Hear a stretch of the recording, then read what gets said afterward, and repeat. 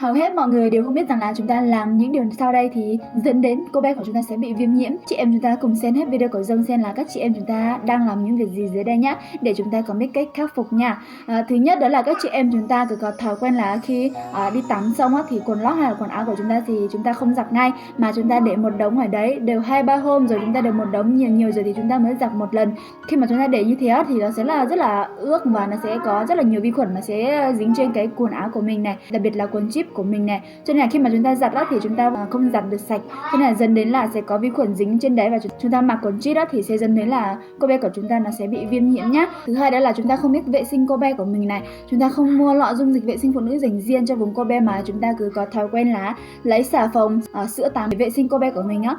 Khi thế thì các chị em chúng ta có biết là khi mà chúng ta sử dụng các loại sản phẩm như thế thì nó rất là mạnh, thì khi mà nó vệ sinh cô bé của chúng ta nó sẽ là mất cân bằng cái độ pH, và đồng thời nó sẽ gây kích ứng, nó sẽ ngứa ngáy và cũng rất là khó chịu này, cảm giác rất là khô nữa. Cho nên các chị em chúng ta nên có một cái lọ dung dịch dành riêng cho vùng cô bé nhé. Thứ ba đó là các chị em chúng ta có thói quen là thụt rửa sâu bên trong cô bé, thì chúng ta cứ nghĩ rằng là thụt rửa sâu như thế thì nó sẽ rửa sạch được, nhưng mà thực ra thì chúng ta rửa sâu như thế thì nó vô tình chúng ta sẽ đưa vi khuẩn vào bên trong, và khi mà chúng ta vệ sinh như thế thì nó sẽ làm mất cân bằng cái độ pH. Cho nên các chị em chúng ta hãy lưu ý nha.